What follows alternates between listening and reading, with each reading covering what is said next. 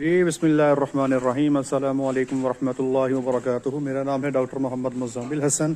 एक नए सेशन के साथ जी आप लोगों की खिदमत में हाजिर हैं। लोग कहते हैं कि काफ़ी अरसा हो गया और भैंसों पे सेशन कोई नहीं किया, तो ये एक फार्म पे हम मौजूद हैं और इन लोगों ने जी भैंसों पे बहुत ज़बरदस्त काम किया है और हैरान परेशान मुझे भी कर दिया है और यकीन पूछें तो मैं काफ़ी हैरान हूँ।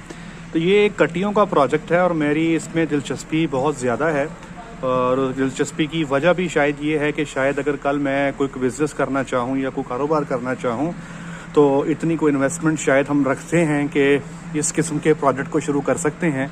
और वो कई सारे लोग जिनके पास पैसे थोड़े हैं, वो डेयरी कैटल जो 8 लाख की हो गई और जिसके बारे में हम करोड़ों की बातें करते हैं, वो उसकी अफोर्डेबिलिटी कई सारे लोगों के पास नहीं है। तो ये थोड़ा सा प्रोजेक्ट के बारे में बता देता हूँ और इसकी डिटेल्ड फिजिबिलिटी भी आपके सामने लेकर आएंगे। इस पे मुकम्मल वर्किंग जारी है और यहाँ पे हमारे डॉक्टर साहब भी मौजूद हैं जो इस पे पूरी वर्किंग कर रहे हैं। तो थोड़ा सा मैं आपको प्रोजेक्ट के बारे में बता देता हूँ। ये आप देख सकते हैं, ये कमोबेश आज से कुछ 7 महीने पहले मार्केट से कट्टियाँ जो हैं लाई गई थी कुछ 60 के करीब। ठीक है जी, आप लोगों को पता है कि कराची से जो लोग आते हैं ना जी मंडी में जानवर ख़रीदने के लिए, तो अक्सर लोग क्या करते हैं कि वो यहाँ पे ही कट्टियाँ और कट्टे बेच के चले जाते हैं। तो इन फार्मर ने इन कट्टियों को मार्केट से ख़रीदा है जी और ये बड़ी आराम से मिल जाती हैं, मतलब कोई मसला नहीं है। 60 क्या 100 भी करना कोई मसला नहीं है। इनको ख़रीदा गया जी और ख़रीदने के बाद इनको फार्म पर ले आए और जब ये फार्म पर आई थी जी तो इनकी औसत उम्र थी तकरीबन 8 से 10 दिन। आपको पता जी अमूमी तौर पे मंडियों में वही जानवर होते हैं जिनका जो बच्चा देने के नज़दीक होते हैं या बच्चा दे चुके होते हैं, तो वो मार्केट में सेल आउट हो जाते हैं। तो ये तब मार्केट से ख़रीद कर लाई गई थी और गर्मी के मौसम में ये यहाँ पे पहुँची थी। टोटल 60 थी और पहला इनका प्रोडक्ट था। शुरू में काफ़ी मोर्टेलिटी का सामना इनको करना पड़ा, लेकिन चूँकि कीमत ख़रीद बहुत कम थी इसलिए कोई इतना ज़्यादा इनको अफेक्ट उसका नहीं आया। तो जब ये कट्टियाँ ख़रीदी गई हैं तो तकरीबन 8,000 रुपये की एक कट्टी जो है उस वक्त इनको मार्केट में कॉस्ट की थी। अभी भी अगर आप मार्केट में चले जाएंगे तो कीमत कुछ ज़्यादा ऊपर नीचे नहीं होगी। तो अच्छा, फिर इनको यहाँ पर ला के इन्होंने बकेट से दूध पिलाया, गायों का दूध पिलाया। शुरू में बच्चे काफ़ी गायों के दूध पे जो एक्सपायरी का इनको मसला बेयर करना पड़ा।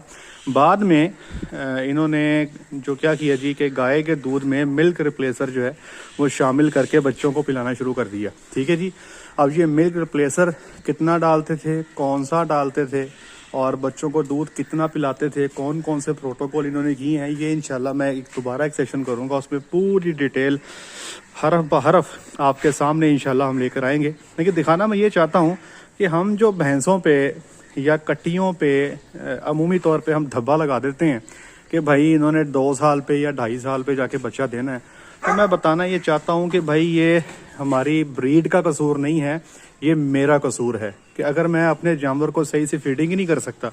अब जैसे ये कट्टी आप देख लें, ये कमो बेच इस वक्त 250 kg पे पहुँच चुकी है और यहाँ पे जितने भी बच्चे मौजूद हैं तो 7.5 महीने से बड़ा कोई भी नहीं है। ठीक है जी, मैक्सिमम एज यहाँ पे 7 से 7.5 महीने होगी।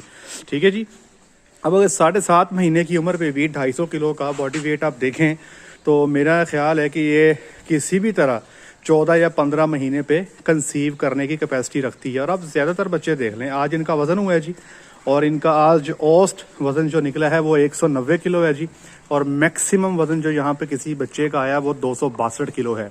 तो मेरी अजम्पशन ये है, इनकी ग्रोथ देख के और इनकी परफॉर्मेंस देख के मुझे ये लग रहा है कि बड़े ही आराम से ये बच्चे तकरीबन सितंबर के मंथ के राउंड अबाउट ये सारी कटियाँ जो हैं ये इस काबिल हो जाएंगी कि ये हीट में आ जाएंगी। और वो सामने ये एक जो है ना साहिवाल टाइप बच्ची मौजूद है, ये भी इन्हीं के साथ मौजूद है और इसकी उम्र देख लें, इसका भी वेट देख लें आप। तो मसला ये है कि कसूर है जी हमारा, फीडिंग हमें करने नहीं आती। हम कहते हैं कि झोटियाँ जल्दी हीट में नहीं आती, वलैती बच्ची ले आओ वो जल्दी हीट में आती है, तो भाई ऐसा कुछ भी नहीं है। और मैं चूँकि मेरा अपना ज़ाती एक्सपीरियंस भी भैंसों के साथ काम करने का बहुत ज़्यादा है, हमने भी ये शौक करके देखे हैं। आप यकीन करें कि जब बच्चों की हम वीनिंग करते थे 3 माह पे, ऑल्दो हम भैंस के नीचे दूध पिलाते थे और काफ़ी खुला दूध पिलाते थे, तो 3 महीने पे अमूमी तौर पे बच्चे का वज़न 115 से 120 किलो हमारा हो जाता था वीनिंग पे। हमारे पास बर्थ वेट था तकरीबन 40 किलो के राउंड अबाउट, 35 से 40 के बीच में। अब एक तो ये देखें इनका बॉडी वेट, ठीक है जी, और इनकी बॉडी शाइन देख लें। और इनको दिन में 2 दफ़ा जो है वो फीडिंग की जाती है। क्या फीडिंग की जाती है पूरी डिटेल के साथ आपसे अगले सेशन में आपको बताएंगे, ताकि आप जब कारोबार करें तो आपको इसके प्लस और माइनस सारे पता हों। कौन कौन सी वैक्सीनेशन इनको की गई हैं, कितनी दफ़ा इनको डिवर्म किया गया है, और मामला यहाँ पे कैसे चल रहे हैं, एक्सपायरी के बाद कितने बच्चे बच गए और कितने बच्चे जो हैं वो इनके एक्सपायरी में चले गए, एक्सपायरी क्यों हुई, ये सारी चीज़ें एक डिटेल सेशन में आपको बना के इंशाल्लाह हम बताएंगे। तो इस वक्त तक जो इनकी कॉस्ट आई है बच्चों के ऊपर, वो भी इन्होंने हर चीज़ जो है एक्सेल पे हर चीज़ नोट की हुई है। तो अच्छा, अब इस सिस्टम को देखते हुए इनका ये जो प्रोजेक्ट था इस फार्मर का, वो इतना सक्सेसफुल गया है कि इन्होंने अब मज़ीद जो है अपना प्रोजेक्ट एक्सटेंड कर लिया है और मज़ीद कुछ कटियाँ ये मार्केट से लेकर आए हैं। मैं अब आपको वो दिखाता हूँ। हाँ जी, ये देखें जी, ये कटियाँ अभी रिसेंटली मार्केट से ख़रीदी गई हैं और ये अभी इनको दूध पिलाया गया और ये दूध पी के जो है ना ये यशी प्रोग्राम कर रही हैं, ठीक है जी। और इस दफ़ा ये फार्मर जो है ये पहले से ज़्यादा ट्रेंड है, पहले से ज़्यादा इसका नॉलेज में इजाफा हो चुका है। जो गलतियाँ इनको लगता था इन्होंने पहले की हैं, अब वो गलतियाँ इन्होंने डेफिनेटली उनसे काफ़ी कुछ सीखा भी है। और उम्मीद है, मुझे बड़ी उम्मीद है कि इस दफ़ा इंशाअल्लाहुल अज़ीज़ इनकी जो एक्सपायरी है ये काफ़ी कंट्रोल होगी और नेग्लिजिबल होगी। ये आप देख सकते हैं जी, मार्केट से आए हैं और इनका प्लान है कि हर महीने 15-15 कटियाँ जो है ये मार्केट से यहाँ पे ऐड करते जाएंगे। अभी तकरीबन घंटा डेढ़ पहले इन्होंने दूध पिया जी, और दूध जो आज इनको पिलाया गया वो मैं बता देता हूँ आपको।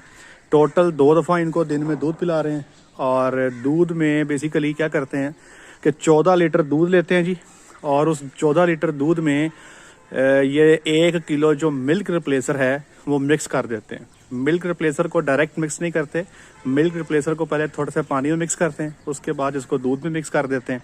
और 2.5 किलो इस वक्त ये 24 घंटे में बच्चों को 1.25 किलो सुबह और 1.25 किलो शाम ये पिला रहे हैं जी। और ये काफ स्टार्टर इस वक्त इनके सामने मौजूद है और अपनी मर्ज़ी से ये काफ स्टार्टर जो है ये अपना खाते हैं जी। और स्टार्टर भी अब खुद बना रहे हैं क्योंकि मंजे में फार्मर हैं। चीज़ों को इनका माशाल्लाह काफ़ी बड़ा डेयरी फार्म भी है, लेकिन इनके फार्म पे इस चीज़ ने मुझे बहुत फैसिनेट किया है।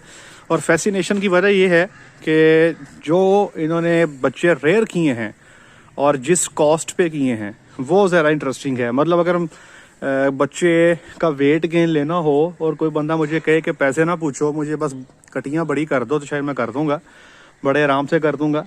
लेकिन इन्होंने जो वेट गेन लिया है पीछे कटियों में जो मैंने दिखाई है आपको, उसमें सबसे इम्पॉर्टेंट चीज़ ये है कि इन्होंने कॉस्ट को बहुत कंट्रोल किया है और हैरत अंगेज हद तक कंट्रोल किया है। जो मेजर ख़र्चा आता है ना जी पहले 3 महीने का, जब आप बच्चे को दूध पिलाते हैं, तो वो ख़र्चा इन्होंने काफ़ी कंट्रोल किया। मुझे याद है हम फार्म पे जी भैंसों का दूध पिलाया करते थे, तो 45 से 50 हज़ार का तो हम 3 माह में भैंसों का दूध ही पिला देते थे। लेकिन इन्होंने यहाँ पे एक तो रिप्लेसर का इस्तेमाल किया, दूसरा गाय का दूध है, तीसरा बकेट फीडिंग हो रही है और बड़ा ही कंट्रोल किया हुआ है। तो अब आप इंशाल्लाह ज़्यादा इंतज़ार नहीं करवाएंगे आपको, 1 महीने के अंदर बाहर इंशाल्लाह इस प्रोजेक्ट का आपको मैं बल्कि मैं तो कोशिश करूँगा कि हर महीने ही आपको अपडेट्स देता रहूँ कि बच्चे कितने थे और कितनी वेट गेन उनका आया और क्या क्या चीज़ें, कौन कौन से चैलेंजेस है जिनका सामना करना पड़ा, ताकि अगर आप में से कोई बंदा जिसके पास इन्वेस्टमेंट इतनी नहीं है कि वो डेयरी फार्मिंग कर सके और शौक़ बहुत रखता है एनिमल्स का, तो यहाँ पे अपना शौक़ वो पूरा कर सकता है। और मुझे बड़ी खुशी हो रही है कि शायद मेरे पास भी इतनी इन्वेस्टमेंट है कि ये काम शुरू किया जा सकता है। गायों का लोग मुझे कहते हैं कि जी आप डेयरी फार्म क्यों अपना क्यों नहीं बनाते, तो मैं लोगों से कहता हूँ भाई मेरी तो इतनी पसली नहीं है कि मैं डेयरी फार्म बना सकूँ, क्योंकि डेयरी के अपने लवाजमात हैं। और मैं समझता हूँ कि 100 गायों से शुरू करें तो मज़ा आता है जी, और 100 गायों का प्रोजेक्ट है, कम से कम 15 करोड़ का प्रोजेक्ट है जी। ना 15 करोड़ हो और ना हम काम शुरू करें, तो इसलिए ये जो प्रोजेक्ट है ये आप 10 लाख में भी शुरू कर सकते हैं, बेहतरीन कर सकते हैं। और इसके लिए कोई बहुत लंबी छोटी स्कीम भी नहीं चाहिए। ये देख लें शेड भी ऐसे ही एवरेज से हैं और बफलो को ऐसा जितनी ज़रूरत भी नहीं होती, कोई सर्दी गर्मी का इतना इशू नहीं होता है इनको। अच्छी फीडिंग हो तो easymold.com। और इंशाल्लाह इसकी पूरी फिजिबिलिटी लेकर आएंगे कि किस तरह का शेड बनाना चाहिए इनके लिए, उस पर कितने पैसे लगेंगे, कट्टियों की कीमतें ख़रीद क्या है, उनको पालना कैसे है, कब कब इनको इंडल्ज करना है, ब्रीडिंग कैसे करनी है, टोटल प्लान लेके इंशाल्लाह वर्किंग करके आपकी खिदमत में हाजिर होंगे। कोशिश करेंगे कि जितना टाइट करके फिजिबिलिटी बनाई जा सके, क्योंकि हमारे यहाँ अक्सर औकार फिजिबिलिटी बनाई जाती हैं सिर्फ फार्मर को अट्रैक्ट करने के लिए, ताकि फार्मर जो है सब कुछ छोड़ छाड़ के जो है वो इस काम में शुरू हो जाए। जैसे कई सारे लोग डेयरी में भगदड़ मची हुई है, हर बंदे को लगता है कि डेयरी में पता नहीं कौन सा सोना है जो अगर वो नहीं करेंगे तो उनको नहीं मिलेगा। लेकिन हर काम के अपने नॉर्म्स होते हैं जी, हर काम में रिस्क फैक्टर होते हैं, तो उनको मद्देनज़र रखते हुए ही हमें चलना चाहिए। कई सारे लोग मेरे पास आते भी हैं और काम भी करना चाहते हैं डेयरी का, लेकिन बाद में जब उनको हम फैक्ट्स बताते हैं तो थोड़ा सा मायूस भी हो जाते हैं। लेकिन ऐसा नहीं है कि डेयरी करने वाला काम नहीं, डेयरी बहुत अच्छा काम है, इसमें आप अच्छे भले पैसे बना सकते हैं, लेकिन उसके SOPs हैं, उसको कुछ करने का तरीका है। अगर वो तरीका आप अच्छे तरीके से अडॉप्ट करते हैं तो डेयरी में आप एक अच्छा खासा पैसा बना सकते हैं, लेकिन उसके लिए शुरू में इन्वेस्टमेंट भी अच्छी खासी होगी। चलें, बहुत गपशप लग गई, बहुत जल्द ये सेशन दोबारा करेंगे जी, डिटेल के साथ करेंगे। डॉक्टर साहबान हमारे मौजूद हैं यहाँ पे, मेरे स्टूडेंट हैं, और टोटल डिटेल हमें इंशाल्लाह उनसे मिलती जाएगी, हम उनसे सीखेंगे। हो सकता है मुस्तकबिल में हम भी कोई कटियों का फार्म खोल लें जी। आज तक के लिए इतना ही, अपना ख्याल रखिएगा, दुआओं में याद रखिएगा, 5 वक्त की नमाज ज़रूर अदा कीजिएगा। अस्सलाम वालेकुम।